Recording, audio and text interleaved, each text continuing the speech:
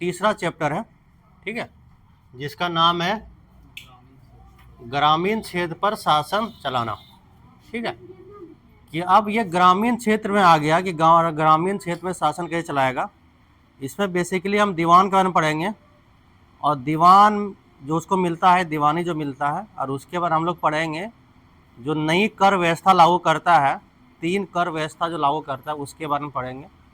और फिर हम लोग नील की खेती जो होता है वो किस तरह होता है, व्यावसायिक फसल क्या होता है जिसको नकदी फसल भी हम लोग कहते हैं, उस पर फिर अंग्रेज़ का ध्यान जाता है ताकि उससे ज़्यादा मुनाफा मिले। ठीक है, तो चलो इसको शुरुआत करते हैं हम लोग। देखो हिस्ट्री में क्या है ना कि जो भी चैप्टर हम लोग पढ़ते हैं उसका पिछले चैप्टर से लिंक होता है। अगर पिछले चैप्टर आप पढ़े होंगे तो अगला चैप्टर आपको समझने में आसानी हो जाएगा। समझ बात को। कंपनी दीवान बन गई। जब हम लोग पढ़े थे बक्सर का युद्ध, ठीक है, बक्सर का युद्ध 1764, और इसके बाद संधि होती है 1765 में। संधि का नाम क्या था? इलाहाबाद की संधि। क्या नाम था? इलाहाबाद की संधि।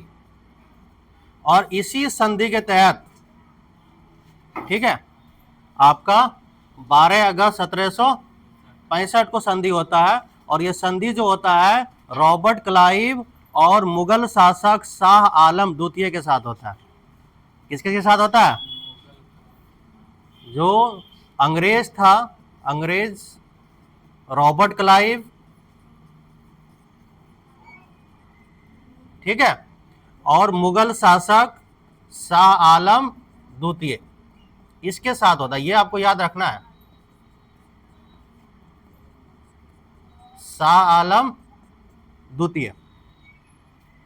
तो ये इलाहाबाद के संधि जो होता है, अंग्रेज की तरफ से कौन रहता है? आपका रॉबर्ट क्लाइव रहता है, और मुगल शासक जो होता है वो होता है शाह आलम द्वितीय। इसके बीच ही संधि होता है, और इस संधि में जो अंग्रेज जो होता है उसको दीवान बना दिया जाता है। दीवान का सीधा सा मतलब होता है कि जो बंगाल क्षेत्र है उसका जो राजस्व या लगान जो वसूल करेगा वो अब अंग्रेज करेगा। कौन करेगा? अंग्रेज करेगा। और जब हम बंगाल की बात करते हैं, बंगाल का सीधा सा मतलब होता है कि उसमें बिहार भी शामिल है, झारखंड भी शामिल है, उड़ीसा भी शामिल है। अब समझ लीजिए कितना बड़ा क्षेत्र होगा। समझ सकते हैं ना? ठीक है। तो 12 अगस्त 1765 को मुगल बादशाह ने ईस्ट इंडिया कंपनी को बंगाल का दीवान तैनात कर दिया। तो मुगल बादशाह कौन था? शाह आलम द्वितीय था। मुगल बादशाह उसमें कौन था? शाह आलम द्वितीय था। ठीक है, और जो कंपनी गवर्नर था वो रॉबर्ट क्लाइव था। इसके बीच ही संधि होता है, और इस बात की पूरी संभावना है कि यह घटना मुट्ठी भर अंग्रेजों और हिंदुस्तानियों की मौजूदगी में रॉबर्ट क्लाइव के तंबू में घटी होगी। तंबू का मतलब उसका जहां पर रहने का जगह था, उस तंबू में यह संधि हुआ होगा। इलाहाबाद की संधि जो बता रहे हैं, उसी तंबू में एक तरफ रॉबर्ट क्लाइव होगा और दूसरी तरफ कौन होगा? मुगल बादशाह शाह आलम द्वितीय। और उसमें यही संधि हुआ होगा कि भाई आप बंगाल का दीवान बन जाइए अब। और वो दीवान कब बनता है? 12 अगस्त 1765 को। और 1764 में बक्सर का युद्ध होता है, और 1765 में इलाहाबाद की संधि होता है। और इसी संधि के तहत जो अंग्रेज है उसको दीवानी प्राप्त हो जाता है बंगाल का। अब जो बंगाल का जो लगान और राजस्व वसूलेगा या टैक्स जो वसूलेगा वो अब अंग्रेज वसूलेगा। वही कह रहा है कि जो ये घटना घटी होगी, ये रॉबर्ट क्लाइव के जो तंबू होगा, तंबू देखे है ना, उसी तंबू में घटा होगा कि दोनों बैठ कर घटा बात किया होगा। ऊपर दिए गए चित्र में इस घटना को एक भव्य समारोह के रूप में दिखाया गया है। ये चित्र उस चित्रकार ने बनाया है जिसे रॉबर्ट क्लाइव ने अपने जीवन की यादगार घटनाओं को चित्रित करने का जिम्मा दिया कि देखो भाई हम किस तरह काम कर रहे हैं, किस तरह हम संधि कर रहे हैं कि हमको बंगाल का क्या मिल गया है? दीवान मिल गया है। ठीक है, और बंगाल की दीवानी हाथ आ जाना अंग्रेजों के लिए निश्चय एक बड़ी घटना थी, क्योंकि उसका दरवाजा वहां से क्या होता? खुल जाता है ना, उसका शुरुआत कहाँ से होता है? बंगाल से होता है, और धीरे धीरे वो कहाँ आ जाता है? मैसूर आ जाता है, मराठा आ जाता है, क्या पंजाब आ जाता है, अफगानिस्तान आ जाता है, सिंध आ जाता है, ये सारा क्षेत्र उसने कब्जा कर लेता है। तो शुरुआत वो कहाँ से करता है? बंगाल से। शुरुआत कहाँ से करता है रे? बंगाल से ना, ठीक है। दीवान के तौर पर कंपनी अपने नियंत्रण वाले भूभाग के आर्थिक मामलों की मुख्य शासक बन गई थी, जहां पर उसका क्षेत्र कब्जा किया हुआ था, जहां तक उसका नियंत्रण था अंग्रेज का, जिस भूभाग पर नियंत्रण था, अब उस भूभाग पर जितना भी लगान वसूलेगा, राजस्व वसूलेगा, टैक्स वसूलेगा, वो सारा अब अंग्रेज वसूलेगा। ठीक है, वही कह रहा है। अब उसे अपनी जमीन का शासन चलाने और आमदनी को व्यवस्थित करने का रास्ता ढूंढना था, और इसके लिए उसे एक ऐसा रास्ता ढूंढना था जिससे कंपनी के बढ़ते खर्चों को पूरा करने के लिए काफ़ी आमदनी जुटाई जा सके। यानी कि वो एक ऐसा व्यवस्था, सिस्टम खोज रहा था जिससे उसको अधिक से अधिक लाभ मिल सके। ठीक है, तो आगे हम लोग पढ़ेंगे कि क्या क्या करता है। व्यापारिक कंपनी के नाते उसे एक ख्याल भी रखना था कि वो अपनी ज़रूरत की चीज़ें खरीदती और बेचती रहे। यानी कि वो एक तरह से दिखावा कर सके कि हम भाई एक तरह से क्या है, व्यापारी है, खरीद रहे हैं और बेच रहे हैं। और दूसरा मकसद क्या था उसका? साम्राज्य स्थापित करना भी था। तो ये दोनों चीज़ था।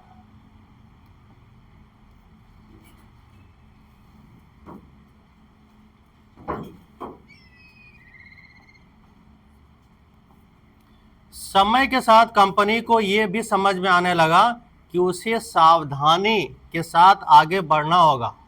बाहरी ताकत होने की वजह से उसे उन लोगों को भी शांत रखना है जो गांव देहात में पहले से शासन चला चुके हैं। ठीक है, यानी कि वो सावधानी से अपना कदम बढ़ा रहा था कि ताकि किसी तरह कोई विद्रोह ना हो जाए। ठीक है, ये उसको डर था। जिसके पास अभी भी काफ़ी ताकत और सम्मान था, जो गांव में था, गांव में जो शासन कर रहा था, उसके पास वो अभी भी ताकत था। तो अंग्रेज डर रहा था कि भाई ऐसा कोई भी कार्य ना करें जिससे विद्रोह या वो शासक नाराज हो जाए। ठीक है, ऐसे जो लोग स्थानीय सत्ता में रह चुके थे उन्हें नियंत्रित करना तो जरूरी था, लेकिन उन्हें खत्म नहीं है। यानी कि अंग्रेज चाह रहा था उसको कैसे हम नियंत्रित कर लें, खत्म नहीं करना था, बल्कि उसको अपने में मिलाना चाह रहा था, कैसे अपने में मिला लें। ठीक है, ये काम कैसे हो, इस अध्याय में हम देखें कंपनी ने ग्रामीण इलाकों को उपनिवेश कैसे बनाया, आय के संसाधन कैसे जुटाए, लोगों के अधिकार किस तरह तय किए, और मनमाफिक फसलों की खेती कराई गई। जैसे नील खेती, तो भाई नील खेती कोई नहीं करना चाहता था। इससे क्या होता था कि अगर एक बार नील खेती लगा दिया तो वो उस खेत पर फिर दूसरा आप कोई फसल उगा नहीं सकते। जैसे गन्ना, जैसे गन्ना हम जिस खेत में लगा लेते हैं, तो आप अगर चाहिए कि उसमें हम धान उपजा लें, तो आप वहाँ पे धान नहीं होगा। है? क्या बोले? वो उसमें उर्वरता उसका कम हो जाता है, जो उसका जो मजबूती जो होता है, उर्वरता जो होता है वो कम हो जाता है। ठीक है, इसी वजह से लगाता होगा, लेकिन उसमें खाद वगैरह ज़्यादा देता होगा तभी वो लगा सकता, वैसे नहीं लगा सकता। ठीक है, क्योंकि क्या होता है ना कि वो पानी ज़्यादा खींचता है ना। ठीक, इसी वजह से।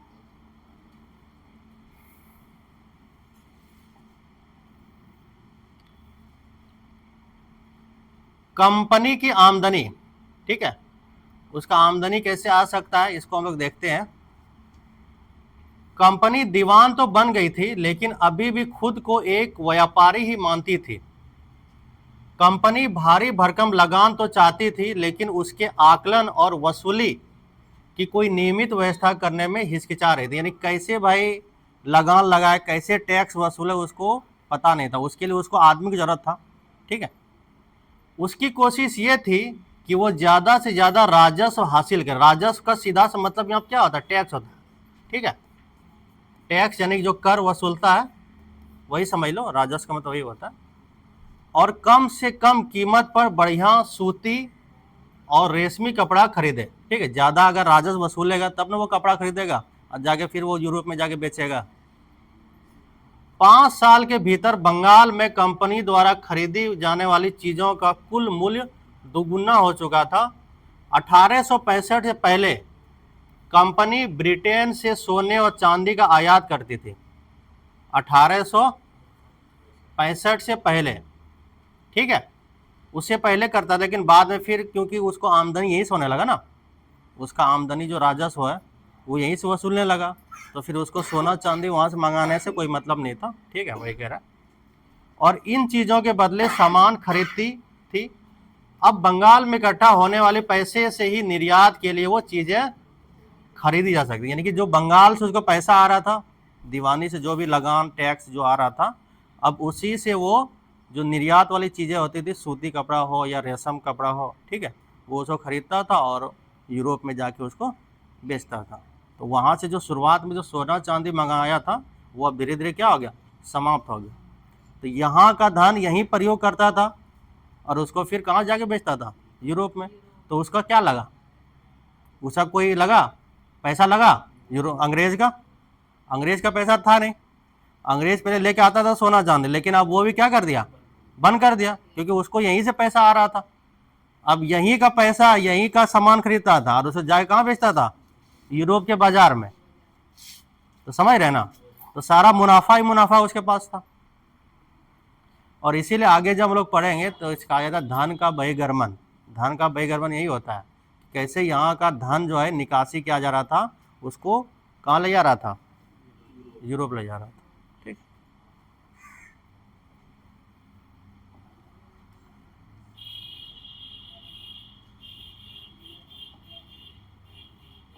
जल्दी ही ये जाहिर हो गया कि बंगाल की अर्थव्यवस्था एक गहरे संकट में फंसती जा रही है।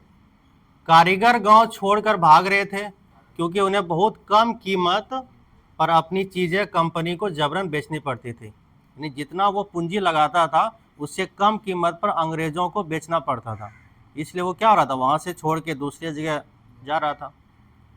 किसान अपना लगान नहीं चुका पा रहे थे, ठीक है, जो उस पर टैक्स लगाया था, लगान दिया, क्योंकि भाई जितना उत्पादन होता है, उत्पादन में से बोलता है कि भाई 1/3 चाहिए या 2/3 चाहिए, लगान वही होता है जितना आपका उपज होता है, उपज में से कुछ हिस्सा आपको अंग्रेज को देना पड़ता था। तो वही उसको क्या कहता है, लगान कहता है। एगो मूवी आप लोग देखेंगे लगान मूवी, उसमें सारा चीज़ देखा है कि लगान क्या होता है। लगान वही होता है जो टोटल आपके पास जो उपज हुआ, चाहे गेहूं हुआ या जौ हुआ या कुछ भी हुआ, तो उसका कुछ हिस्सा जो होता है, कुछ परसेंट जो होता है, वो अंग्रेज को देना पड़ता है। उसी का हम कहते हैं लगान। सही बात को, किसान जो है अपना लगान नहीं चुका पा रहे थे, कारीगरों का उत्पादन जो है गिर रहा था और खेती चौपट होने की दिशा में बढ़ रहा था। और फिर इसी के बाद क्या आता है, वहां पर अकाल आता है। क्या आता है, सबसे भयंकर अकाल जो आता है 1770 में। ये आप लोग को याद रखना है कि बंगाल में जो अकाल आता है वो कब आता है, ये आपको याद रखना है। और इसमें कहता है कि करोड़ों आदमी, 1 करोड़ से ज्यादा कहता आदमी मरा था। हाँ, क्योंकि अगर हम लोग दादा परदादा से बात करेंगे, जिसका दादा जिंदा है, अगर बात करेंगे तो पता चलेगा कि उस समय जो था 90% जो लोग था वो कृषि पर ही निर्भर होता था। किसमें निर्भर होता था, कृषि पर। ये तो अभी रोजगार और ये सब खुला है ना, कि चलो भाई कृषि नहीं तो चलो रोजगार कर लेते हैं, कहीं बाहर जाके कमा लेते हैं। पहले ये स्थिति नहीं था ना, क्योंकि उतना विकास नहीं हो रहा था, तो स्थिति कैसे बनेगा। तो उसमें 90% जो था वो कृषि पर ही संबंधित लोग होते थे।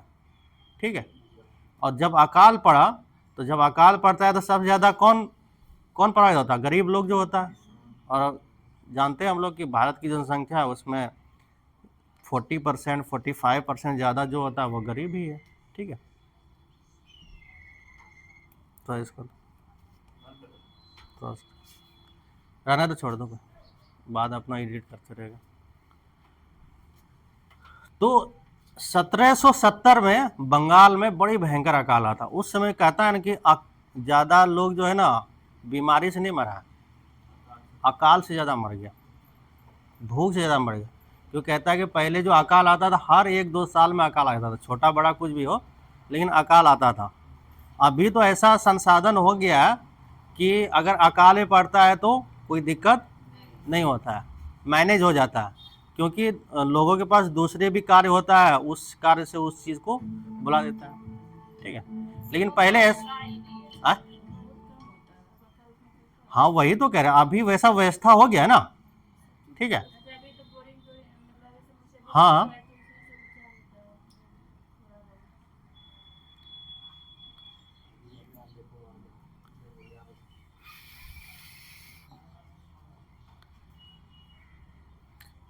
ये वाला स्विच ऑफ हो जाता है, क्या दिक्कत है?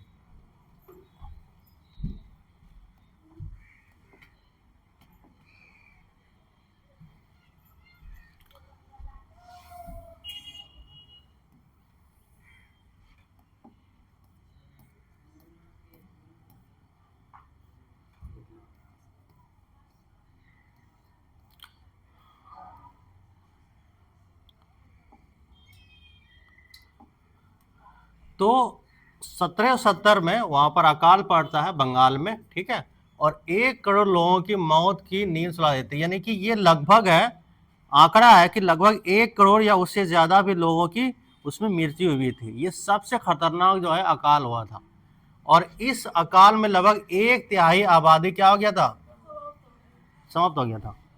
टोटल जो आबादी है उसका 1/3 यानी 33% जो है वो आबादी साफ हो गया था। इतना भयंकर अकाल आया था। ठीक है, आगे जो है उसमें खेती में सुधार कैसे किया जाए, इसके लिए अंग्रेजों ने 3 सिस्टम लेकर आया था। आपको बताए थे 3 सुधार, अपने आप को वो सुधार कहता है, लेकिन उसका मकसद था ज्यादा से ज्यादा आमदनी कमाना।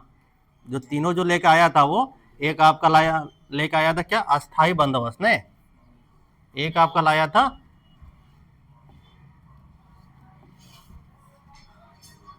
पहला जो लेकर आया था आपका अस्थाई बंदोबस्त।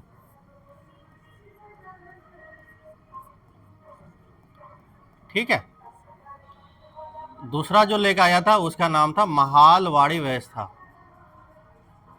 आगे हम लोग पढ़ेंगे इसके बारे में, महालवाड़ी व्यवस्था। ठीक है, और तीसरा जो था वो आपका रैयतवाड़ी व्यवस्था था।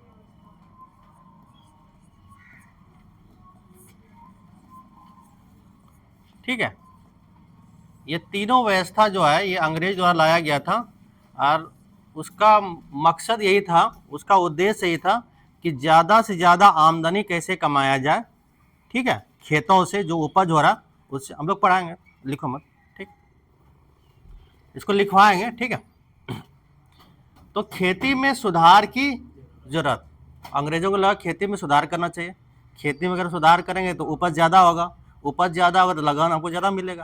क्या रे, व्यापारी जो होता है वो कहता है पूंजी पहले ज़्यादा लगा, जितना ज़्यादा पूंजी लगेगा आमदनी उतना ज़्यादा होगा। तो उसको वहाँ से आमदनी चाहिए था ना, तो उसने बोला खेती में सुधार करते हैं उसको। जब सुधार करेंगे तो उपज ज़्यादा होगा, उपज ज़्यादा होगा तो लगान हमको ज़्यादा मिलेगा ना, तो सामान खरीदने में आसानी होगा, रख रखाव में आसानी होगा, जो हम सैनिक रखते हैं उसका खर्च उठाने में आसानी होगा। क्या, तो ये उसका मकसद था। बाकी ऐसा नहीं वो सुधार करना चाहता था, ऐसा कुछ नहीं। वो भी कोई भी कार्य किया है, कोई भी विकास किया है वो अपने फायदे के लिए किया है, अपना साम्राज्य स्थापित करने के लिए किया है। बाकी वो ये नहीं चाहता कि भारत का विकास हो गया वैसे करना जरूरी था। रेल का विकास किया वो अपने मकसद की किया, ताकि मेरा जो सामान है वो जल्दी से बंदरगाह तक पहुंच जाए, सामान मेरा यूरोप तक पहुंच जाए जल्दी, क्योंकि कंपटीशन उसमें बढ़ गया था ना। हाँ रे, डलहौजी ने रे, आपको बताए थे ना, लॉर्ड डलहौजी जब पढ़ा रहे थे उसी ने रेलवे का विकास किया था। ठीक है, मुंबई से थाने लगभग वही 34 किलोमीटर, कितना है एग्जैक्ट याद नहीं आ रहा हमको, वही 33 से 34 किलोमीटर मुंबई से थाने पहले रेलवे चलाया गया था लॉर्ड डलहौजी के द्वारा। ठीक है, अगर अर्थव्यवस्था संकट में थी तो क्या कंपनी अपनी राजस्व आय के बारे में आश्वस्त रह सकती थी? कंपनी के ज्यादातर अफसरों को यह लगने लगा था कि जमीन में निवेश करना और खेती में सुधार लाना जरूरी है। अंग्रेज बड़ी चालाक होता है ना, उसको लगा ऐसा करते हैं, सब चीज तो कर लिए, चलो खेती में सुधार करते हैं, खेती में सुधार करने हो जाए कुछ फायदा हो जाए। तो जो इसकी जो शुरुआत करती है वो करता है लॉर्ड कॉर्नवालिस ने। जो हम पहले पढ़े अस्थाई बंदोबस्त, तो अस्थाई बंदोबस्त जो लेके आया था वो इसी लेके आया था। और कब लाया था? 1793 ईस्वी में। कब लाया था? 1793 ईस्वी में लेके आया था। और इसको जो लागू किया था ये बंगाल में शुरू में किया था, ठीक है, और उड़ीसा में, आपका बिहार में, ये सब जगह में इसकी शुरुआत किया गया था। क्योंकि ज़्यादातर जमींदार कहता है कि इसी इलाके में ज़्यादा क्या है, जमींदार इसको बोलता है। तो जो हम लोग अस्थाई बंदोबस्त पढ़ते हैं इसको हम जमींदार प्रथा भी कहा जाता है। दूसरा जो नाम है इसको जमींदार व्यवस्था भी कहा जाता है, और या इसको जागीर व्यवस्था भी कहा जाता है। इसका 3 नाम है। तो ये बेसिकली जो था, ठीक है, ये बंगाल, उड़ीसा, बिहार, इसी क्षेत्र में पहले इसको लागू किया गया था। और कब किया गया था? 1793 में। इसमें व्यवस्था क्या था? इसमें व्यवस्था ये था कि जितना आपका उपज होगा, जितना आपका उपज होगा उसका अगर 11 हिस्सा कर रहे हैं, टोटल कितना हिस्सा कर रहे हैं उपज का? 11 हिस्सा। समझो बात को, जितना हिस्सा कर रहा है, टोटल हिस्सा क्या था इसका? 11 हिस्सा। तो 11 हिस्सा में 10 हिस्सा जो है वो अंग्रेजों को जाना चाहिए। किसको? समझो क्या होता? अंग्रेजों को। और एक हिस्सा बचा, क्या रे? 11 में 10 हिस्सा अंग्रेज को मिल गया ना, तो एक हिस्सा बचा ना। अब 1/, जो 11 हिस्सा बचा, जो वसूलता था जमींदार, उसको मिलता था। अब बोलो किसान को क्या मिला? किसान को कुछ नहीं मिला। सोचो कितना खतरनाक व्यवस्था था। इधर आप लोग ध्यान दीजिए, सोचो कितना खतरनाक व्यवस्था था। जो जागीरदार व्यवस्था जो कहता है, जमींदार व्यवस्था कहता है, कुछ नहीं मिला। और उसका काम बस यही था किसान का कि उपजाना, ठीक है, उसका काम क्या था? उपजाना। और जो राजस्व वसूली का जो कार्य सौंपा गया, जिम्मेदारी सौंपा गया, वो जमींदार को सौंपा गया। किसको सौंपा गया? क्योंकि हम सभी जानते हैं उस समय जो जमींदार होता था वो काफी ताकतवर होता था। उसके पास अपनी जो होता है अस्थाई सेना जिसको हम लोग बोलते हैं, वो रखता था 4-5 गो मुस्टंडा सब, क्या रहे, पहलवान सब। अब नहीं देगा तो फिर मार पिटाई चलेगा। और दूसरा व्यवस्था क्या था इसमें कि अगर जमींदार टैक्स समय पर नहीं देता था, वो लगान अगर अंग्रेज को नहीं देता था, तो अंग्रेज जो जमींदार का जो जमीन होता था उसको कब्जे में वो ले लेता था अंग्रेज। और अगर किसान सही अगर लगान नहीं देता था तो जमींदार क्या करता था? जो उसका पुश्तैनी जमीन होता था, महाजन जो होता था, उसका वो छीन लेता था। इसमें सबसे फायदा सबसे ज्यादा किसका हो रहा? अंग्रेज का।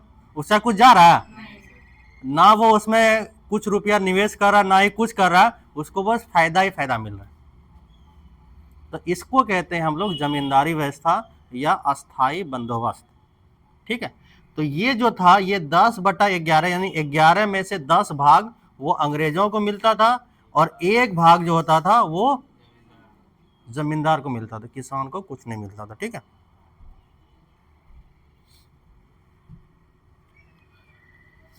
तो इस सवाल पर 2 दशकों तक बहस चली। आखिरकार कंपनी ने 1793 ईस्वी में अस्थाई बंदोबस्त लागू किया गया, ठीक है। और इस बंदोबस्त के शर्तों के हिसाब से राजाओं और तालुकदारों को जमींदारों के रूप में मान्यता दी, ठीक है। जो उसमें राजा जो होता था, तालुकदार होता था, उसको जमींदार बना दिया कि भाई आप उस क्षेत्र के सबसे बड़े हैं, राजा हैं, तालुकदार हैं, तो आप क्या कीजिए, आप ही लगान को वसूलिए और हमको 10/11 भाग दे दीजिए, अब बाकी जो 1 भाग है आप अपने पास रखिए। समझे बात को? उन्हें किसानों से लगान वसूलने और कंपनी को राजस्व चुकाने का जिम्मा सौंपा गया। जो जमींदार है उसको क्या बोला कि भाई आप किसान से लगान वसूलिए और उसका 10/11 भाग हमको दे दीजिए और 1/11 भाग अपने पास रख लीजिए। ठीक है। और उनकी ओर से चुकाए जाने वाली राशि अस्थायी रूप से तय कर दी गई, यानी अस्थायी, परमानेंट, कि आपको फसल हो या ना हो, अकाल पड़े, बारिश हो, कुछ भी हो, हमको उतना चाहिए। अब सोचो, अब तुमको बोल दिया भाई हमको हर हाल में इतना टैक्स चाहिए, आपके पास पैसा हो या ना हो। अब बताइए, आपके पास पैसा ना हो क्या कीजिएगा? महाजन से उधार लीजिएगा। और महाजन को अगर आप उधार वापस नहीं किए, जो आपका पुश्तैनी जमीन है, अपना जमीन है, उसी को वो क्या करेगा? छीन लेता था। यही इसमें व्यवस्था था। इसका मतलब यह था कि भविष्य में कभी भी इसमें इजाफा नहीं किया जाना था। अंग्रेजों को लगता था कि इससे उन्हें नियमित रूप से राजस्व मिलता रहेगा और जमींदारों को जमीन में सुधार के लिए खर्च करने का प्रोत्साहन मिलेगा, क्योंकि एक भाग उसको मिल रहा था ना, तो एक भाग जो उसको मिल रहा था तो जमींदार कहता था कि भाई आप उसमें खर्च कीजिए खेत में। उन्हें लगता था क्योंकि राज्य की ओर से राजस्व की मांग बढ़ने वाली नहीं थी, इसलिए जमींदार बढ़ते उत्पादन से फायदा उठाएंगे। यानी अगर ज्यादा उपज हो गया तो आपको टैक्स उतना ही देना है। तो फायदा इसमें किसका था? जमींदार का था। नहीं बात को, आपको अंग्रेज को सिर्फ 10/11 भाग देना है। ठीक है। बाकी जो भाग बचा, उत्पादन ज्यादा होगा तो ज्यादा भाग किसके पास बचेगा? जमींदार के पास बचेगा। ठीक। तो इसमें समस्या क्या आई? आखिर दोष क्या था? इसमें समस्या ये हुई कि अस्थायी बंदोबस्त ने समस्याएं पैदा कर दी और कंपनी के अफसरों ने पाया कि अभी भी जमींदार जमीन में सुधार के लिए खर्च नहीं कर रहे, यानी जो उसको पैसा मिल रहा था वो खेत में सुधार के लिए खर्च नहीं कर रहा था, बल्कि वो सारा पैसा अपने पास रखता था। हाँ, यानी 10/11 तो दे ही था ना, बाकी जो बचता था वो खेत में वो खर्च नहीं करता था, वही कह रहा। ठीक। और कंपनी ने जो राजस्व तय किया था वो इतना ज्यादा था कि उसको चुकाने में जमींदारों को भारी परेशानी हो रही थी। जो जमींदार राजस्व चुकाने में विफल हो जाता था उसकी जमींदारी जो होता वो छीन ली जाती थी और बहुत सारे जमींदारियों को कंपनी बाकायदा नीलाम कर चुकी थी। 19वीं सदी के पहले दशक तक हालात बदल चुके थे। बाजार में कीमतें बढ़ी और धीरे धीरे खेती का विस्तार होने लगा और इससे जमींदारों की आमदनी में तो सुधार आया, लेकिन कंपनी को कोई फायदा नहीं हुआ, क्योंकि कंपनी तो हमेशा के लिए राजस्व तय कर चुका था। उसका तो फिक्स था ना कि भाई 10/11 हमको मिलना चाहिए। लेकिन जब विकास होने लगा तो खेत में जो आमदनी था, जो उपज था, उसका भी धीरे धीरे क्या होगा? बढ़ने लगा ना। अब वो राजस्व में वृद्धि नहीं कर सकती थी, लेकिन जमींदारों को अभी भी जमीन की बेहतरी में कोई दिलचस्पी नहीं थी। उनमें से कुछ तो बंदोबस्त के शुरुआती सालों में ही अपनी जमीन गंवा चुके थे, जो बचे रह गए अब उन्हें भी बिना परेशानी के निवेश का, ठीक है,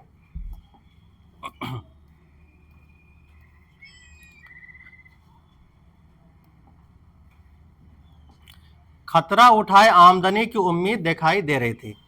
जब तक जमींदार किसानों को जमीन देकर उनसे लगान वसूल सकते थे, उन्हें जमीन में सुधार की परवाह नहीं थी। यानी जब तक उपज उसमें हो रहा था, उसमें सुधार का कोई वो व्यवस्था नहीं करता था। ठीक है भाई, उपज तो हो ही रहा है, क्या फायदा उसमें खर्च करने का। ठीक है।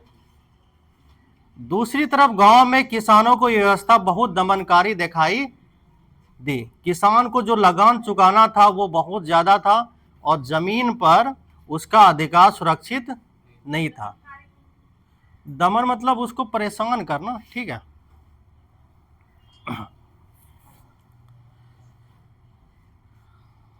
लगान चुकाने के लिए अक्सर महाजन से उन्हें क्या कहता था? कर्जा लेना पड़ता था, और अगर वो लगान नहीं चुका पाता था तो उसे पुश्तैनी जमीन से बेदखल कर दिया था। लगान देने के लिए भाई उपज नहीं हो रहा तो कर्ज ले लिया कि चलो भाई उत्पादन बढ़ेगा तो लगान दे देंगे। तो अगर वो कर्ज महाजन को नहीं देता था तो फिर क्या होता था, उसका जो पुश्तैनी जमीन जो होता था ना, उसको महाजन अपने कब्जे में ले लेता था। ठीक है। तो ये अस्थाई बंदोबस्त है। इसको थोड़ी क्या करें, लिखवा दे क्या, इसको थोड़ी लिखा देते। ठीक है।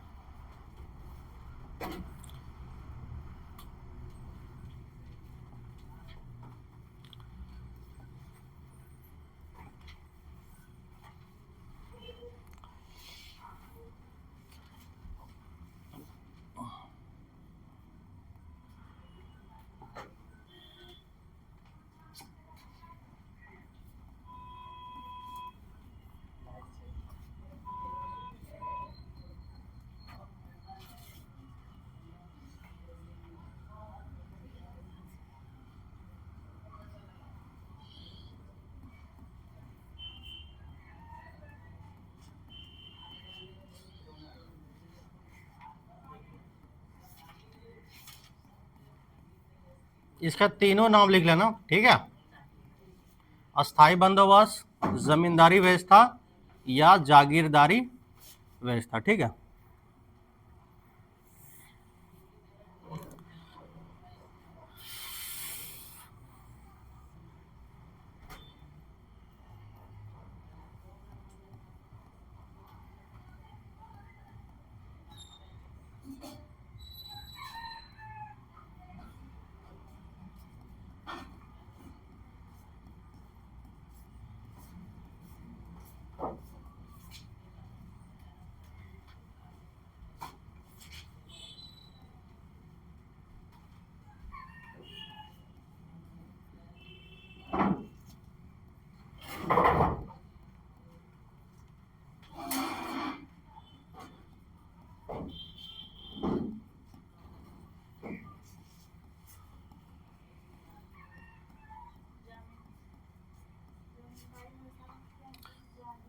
जागीरदारी। ठीक है।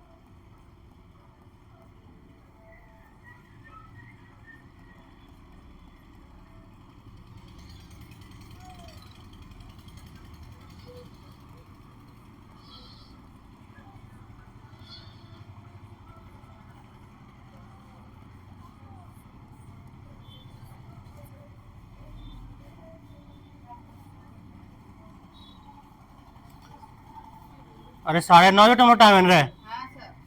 हाँ, कितना टाइम हो गया? 9:30 बजे पहले कोई नहीं अंदर आना।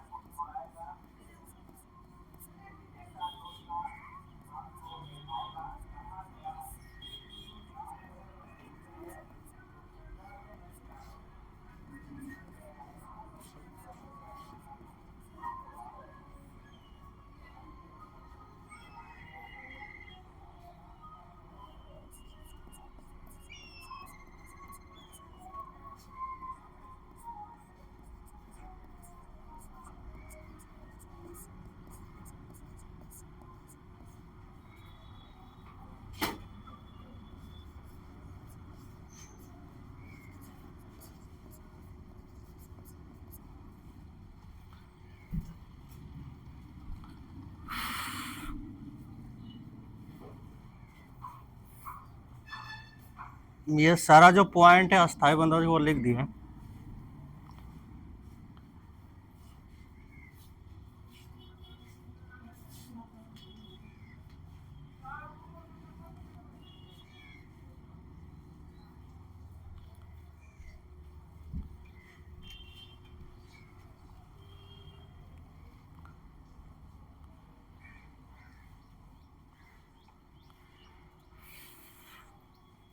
आप 6 to 8 में है, 1 to 5 में? अच्छा, दोनों है। SST है 6 to 8 में? नहीं नहीं, सब्जेक्ट आपका क्या SST है?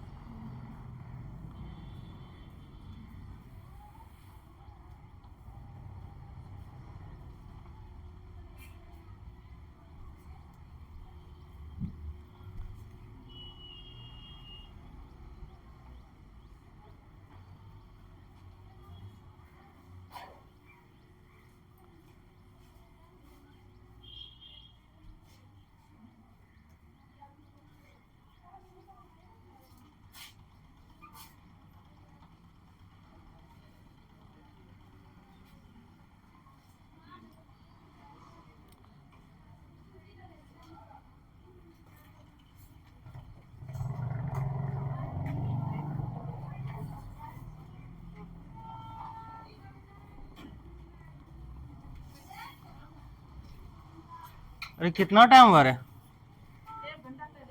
कितना भी टाइम दिया आप लोगों को?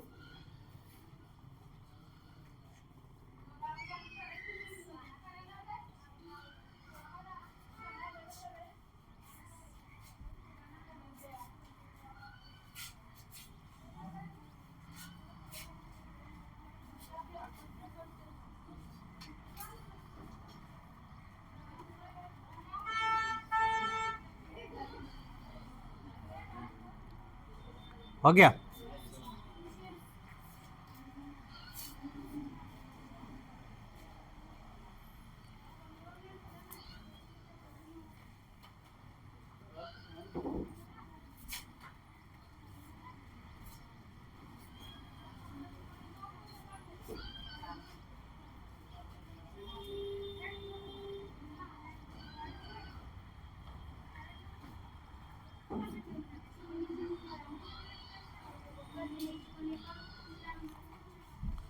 कर्ज नहीं चुकाने पर महाजन किसानों का पुश्तैनी जमीन छीन लेता था। अभी बताए थे। अरे कितना टाइम हुआ? कितना बज रहा? कितना भी टाइम दिया आप लोगों को? 9 बजे के 9:30 बजे?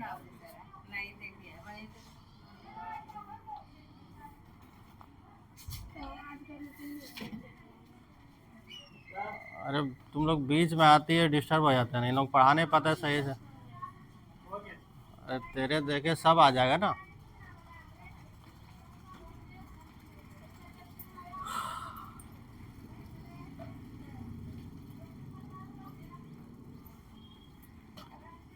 अगला जो व्यवस्था है वो है महालवाड़ी व्यवस्था।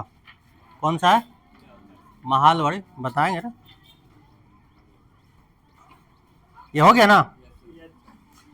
महालवाड़ी व्यवस्था क्या होता है कि ये भी एक तरह से कर व्यवस्था ही है, कैसे वसूला जाए, ठीक है। लेकिन महाल का यहाँ मतलब क्या था? महाल का मतलब था गांव। तो गांव का जो मुखिया होता था उसको जिम्मेदारी दिया गया कि अब आपको लगान वसूलना है और अंग्रेज को देना है, समझा? उसी कहते हैं हम लोग महालवाड़ी।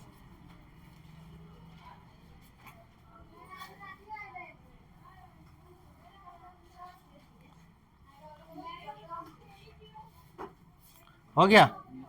जो रहेगा तो वीडियो में देख लेना, ठीक है। अगर देखता है तो, नहीं देखता है तो अलग बात है।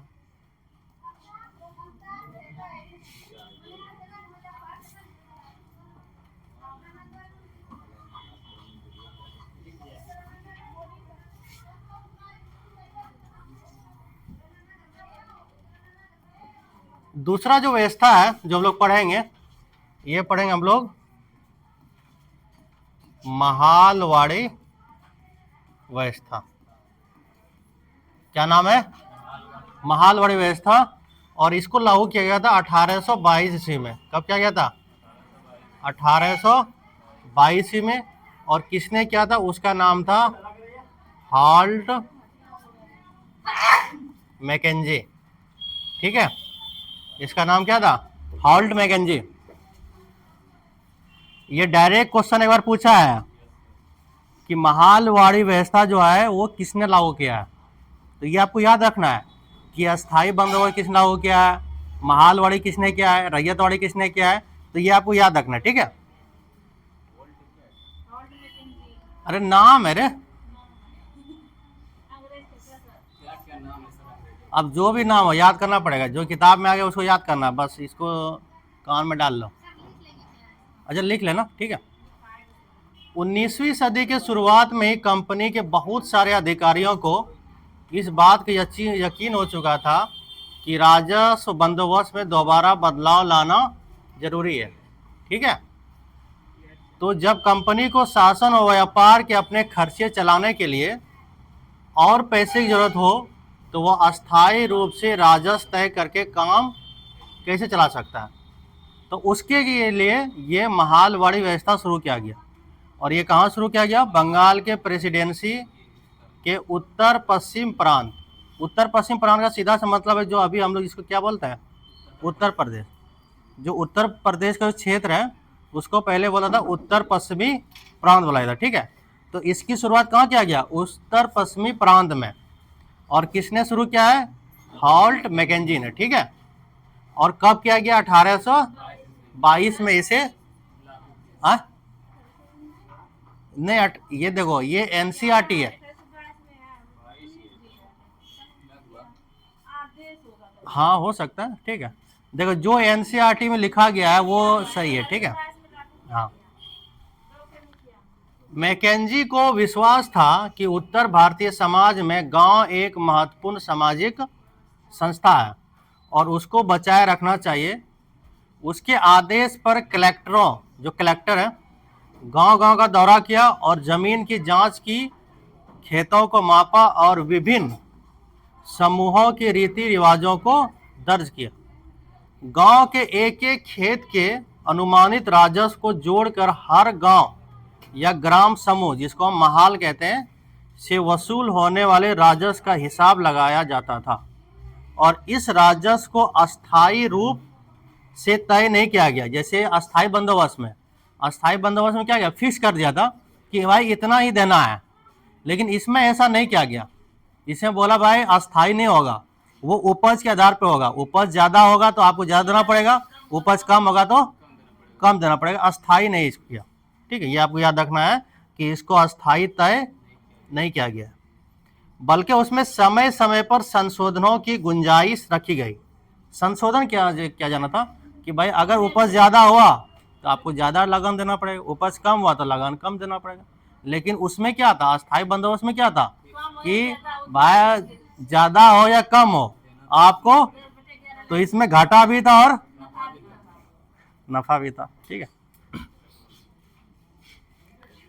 राजस्व इकट्ठा करने और उसे कंपनी को अदा करने का जिम्मा जमींदार के बजाय किसको सौंपा गया, गांव के मुखिया। ये आपको याद रखना है कि जो राजस्व वसूलने का जो अधिकार दिया गया, ये तुम्हारा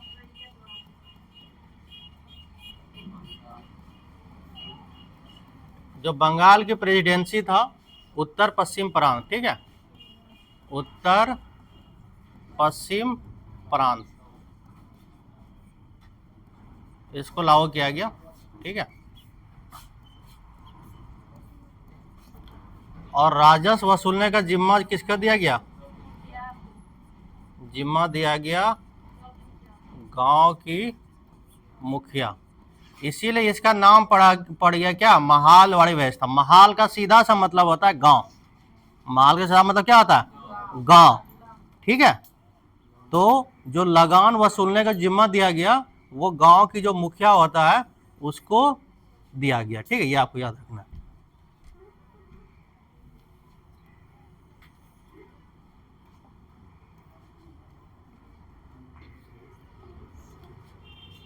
इसीलिए, ठीक है,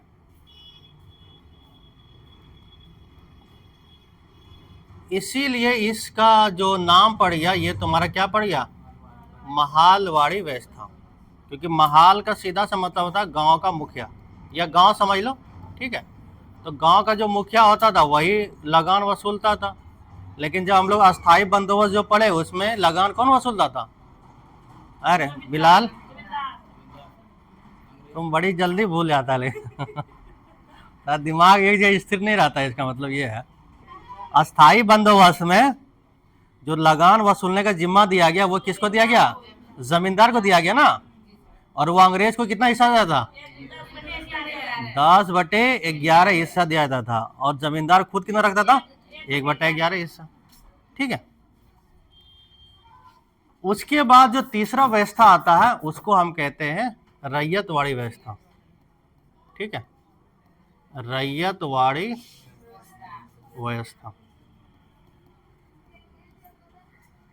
तो इसमें दो नाम आता है, ये दोनों नाम याद रखना है। एक तुम्हारा नाम आता है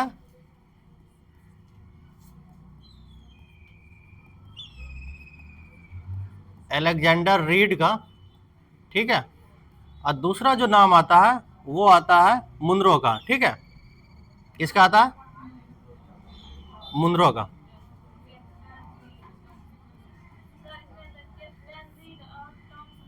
हाँ वही है, टॉम्स मुनरो, टॉम्स मुनरो।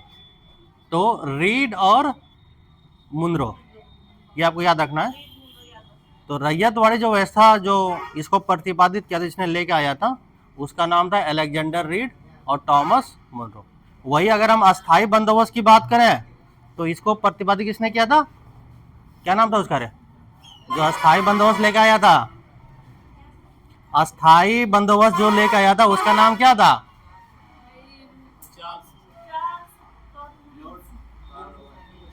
वही देखते तुम लोग कितना याद रहता है, कितना यहाँ पे आप लोग ध्यान है, वही तो हम चेक करते हैं। लॉर्ड कॉर्नवालिस, ये नाम था ना, कॉर्नवालिस याद रहेगा, वालिस याद रहेगा, वारिस वारिस वारिस, तो वारिस को वालिस बोल दो, क्या रे, कोई टैग वर्ड, वारिस बोलो, वारिस से वालिस हो गया, कॉर्नवालिस हो गया। ठीक है, और ये आपका महालवाड़ी कौन लेके आया था, मैकेंजी, कौन लेके आया था, मैकेंजी। और रैयतवाड़ी आपका अलेक्जेंडर रीड और टॉमस मुनरो। ठीक है। तो इसमें जो है, इसमें जो लगान वसूलने का जिम्मा दिया गया, लगान वसूलने का जिम्मा, यानी जिसको जिम्मेदार बनाया वो गांव का किसान था। किसको बनाया गया? किसान जो होता था उसको बोला कि आप वसूलिए। तो ये, हाँ, ये सबसे अच्छा था। रैयत वाली जो व्यवस्था था ना, ये सबसे अच्छा था। और इसको लागू कहां किया गया? इसको लागू किया गया आपका मद्रास जो प्रेसिडेंसी होता था, मद्रास और जो आपका बंबई होता था, मद्रास और बंबई। ठीक है। खासकर ये दक्षिण भारत, ये आपको याद रखना है, दक्षिण भारत में। और अगर जगह पूछेगा तो ये हो जाएगा मद्रास और बंबई।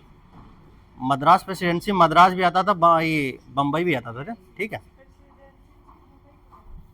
इसमें दोनों आता था, आपका मद्रास भी आता था, बंबई भी आता था। ठीक है, तो मद्रास और बंबई, ठीक है, यहाँ पर लागू किया गया था रैयतवाड़ी।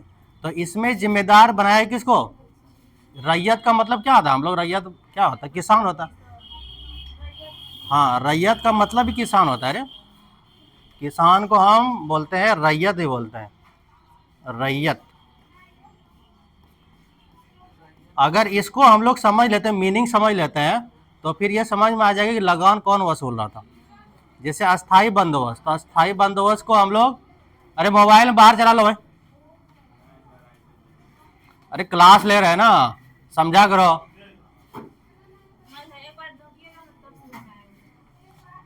तो अस्थाई बंदोबस्त को क्या कहता था? जमींदारी। तो जमींदारी व्यवस्था होता था ना, तो जमींदारी व्यवस्था सीधा हो गया कि लगान कौन वसूलेगा? जमींदार वसूलेगा। महालवाड़ी, तो महाल का मतलब होता है गांव। महाल का मतलब क्या होता है? गांव, यानी गांव का मुखिया कर वसूलेगा। रैयतवाड़ी, तो रैयत का मतलब होता है किसान। तो लगान की जिम्मेदारी किसका था? किसान। अगर इस तरह अगर आप कीवर्ड पकड़ेंगे तो आपको रटने का जरूरत नहीं पड़ेगा, आप आराम से याद रख सकते हैं। हा? क्या बारे? अरे अपने हम बहस मत करो, जो सवाल है हमसे करो। ठीक है, तो इसको हम कहते हैं मुनरो व्यवस्था, क्योंकि इसको प्रतिपादित किसने किया था? मुनरो ने किया था। ठीक है। ब्रिटिश नियंत्रण वाले दक्षिण भारतीय इलाकों में अस्थाई बंदोबस्त की जगह नई व्यवस्था अपनाने का प्रयास किया जाने लगा, और वहाँ जो नई व्यवस्था विकसित हुई उसे हम रैयतवाड़ या रैयतवाड़ी के नाम से जाना जाता है। ठीक है। कैप्टन अलेक्जेंडर रीड ने टीपू सुल्तान के साथ चले युद्ध के बाद कंपनियों द्वारा कब्जे में लिए गए कुछ इलाकों में इस व्यवस्था को आजमाकर फिर देख लिया था। यानी टीपू सुल्तान और अलेक्जेंडर रीड में युद्ध चला था, जिसमें अलेक्जेंडर रीड जीत जाता है, तो वो जो भूभाग होता अंग्रेज का जो जीत लेता है, उस भूभाग पर सबसे पहले इस व्यवस्था को लागू किया गया था। और उसके बाद फिर पूरे जो मद्रास प्रेसिडेंसी जो होता है उसमें जो लागू करने का जो श्रेय जाता है वो टॉमस मुनरो का जाता है। हाँ, ठीक है। टॉमस मुनरो ने इस व्यवस्था को विकसित किया और धीरे धीरे पूरे दक्षिण भारत पर यह व्यवस्था लागू किया गया। ठीक है।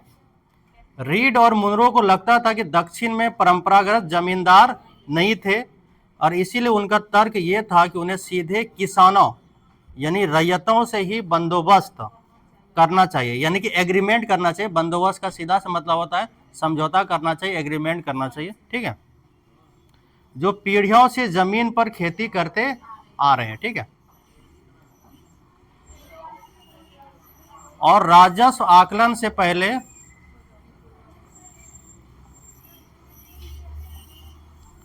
उनके खेतों को सावधानी पूर्वक और अलग से सर्वेक्षण किया जाना चाहिए। मुनरो का मानना था अंग्रेजों को पिता की भांति किसानों की रक्षा करनी चाहिए। ठीक है, तो इसको थोड़ा सा लिखवा देते हैं, महालवाड़ी, उसके बाद रैयतवाड़ी।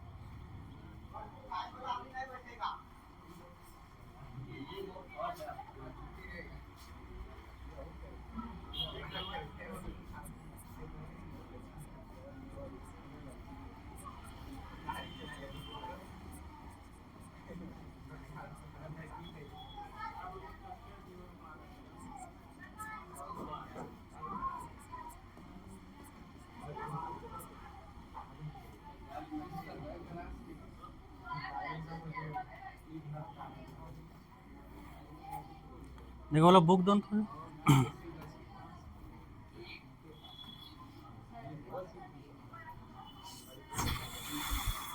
दो निकाल लेंगे।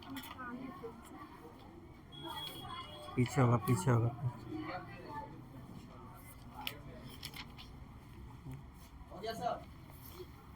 अरे रुको ना 2 मिनट अभी।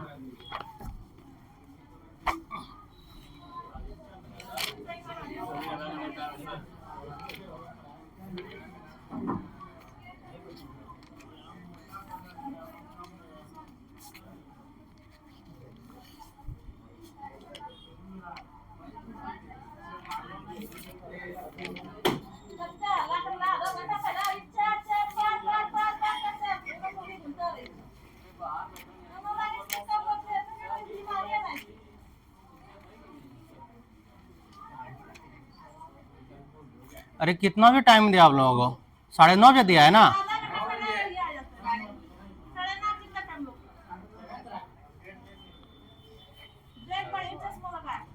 अरे ऐसे क्लास को डिस्टर्ब मत करो, हमको ही परेशानी होता पढ़ाने में।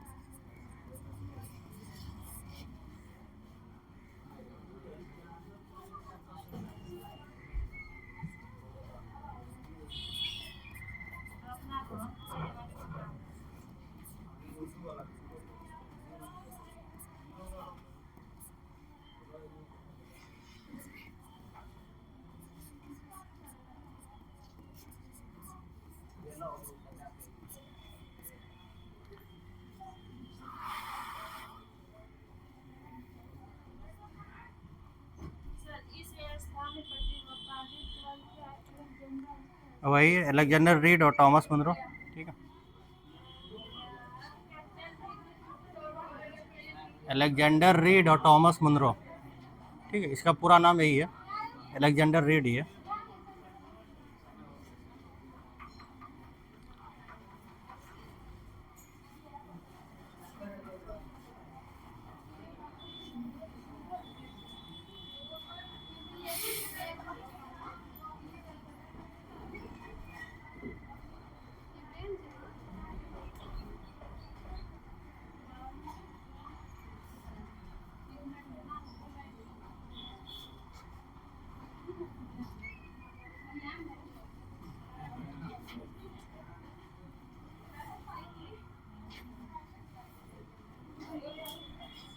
यहाँ पे रैयतवाड़ी व्यवस्था है, तीसरा वाला जो है, इसको यहाँ लिख लीजिएगा आप लोग। यहाँ पे लिख दिया, पहले ये लिखना, फिर ये लिखना, फिर ये लिखना है।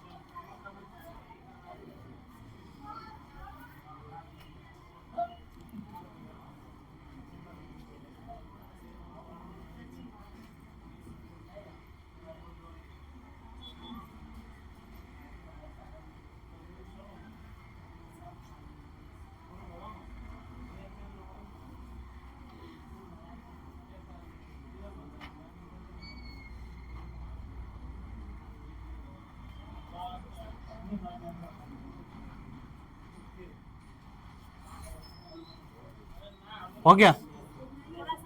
अच्छा,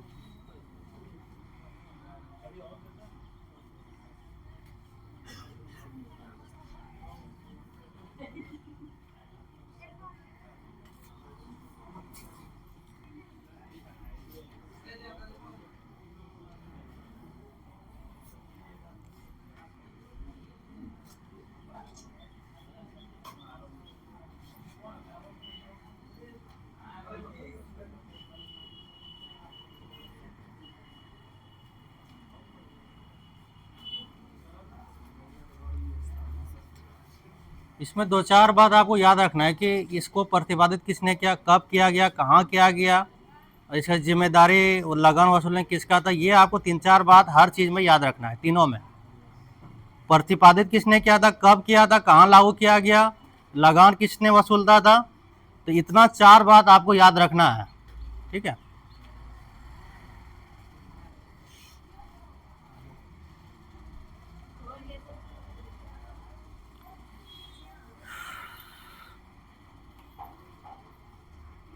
हो गया सबका?